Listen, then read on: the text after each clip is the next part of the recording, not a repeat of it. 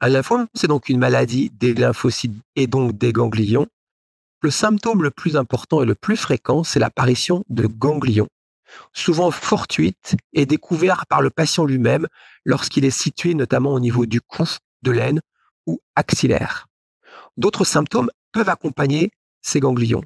Parfois des symptômes dits généraux, comme je suis fatigué ou j'ai de la fièvre, ou de façon bizarre et étrange, j'ai depuis quelques semaines des sueurs nocturnes très importantes. Mais ce n'est pas les seuls symptômes possibles des lymphomes, puisque si on comprend que ces lymphomes touchent les lymphocytes, on sait que ces lymphocytes peuvent être présents dans tous les organes de notre corps, puisque c'est la barrière immunitaire contre les agressions extérieures. Et donc, en réalité, les lymphomes peuvent se manifester par toute augmentation de taille d'un organe ou toute anomalie d'un organe, que ce soit le foie, que ce soit le rein, que ce soit le poumon. On peut observer à l'intérieur de ces organes une lésion, un nodule qui va faire suspecter qu'il s'agisse d'un lymphome. Néanmoins, la preuve de ce lymphome est apportée dans tous les cas par la réalisation d'une biopsie incomplète ou biopsie exérèse d'un ganglion.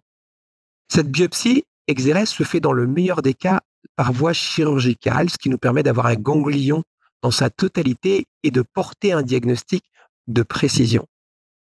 Parfois, pour des raisons d'urgence ou pour des raisons pratiques, une biopsie sous scanner est réalisée. Dans ces cas-là, le radiologue doit s'attacher à prélever suffisamment de ganglions pour pouvoir faire un diagnostic. En effet, aujourd'hui, on distingue plus d'une centaine de lymphomes et la différence entre ces différents types de lymphomes est faite par une analyse anatomopathologique au microscope par le médecin, mais aussi moléculaire, génétique ou en cytométrie. Tout ça, ce sont des techniques qui nécessitent d'avoir suffisamment de matériel ganglionnaire pour faire un diagnostic précis et approprié qui va nous permettre alors d'indiquer le traitement le plus adéquat. La prise en charge des lymphomes non-Hodgkiniens s'est considérablement améliorée depuis 20 ans. Et on le doit essentiellement à l'apparition de l'immunothérapie. Ce terme générique désigne en fait la capacité d'un médicament à aller utiliser le système immunitaire du patient pour lutter contre la maladie.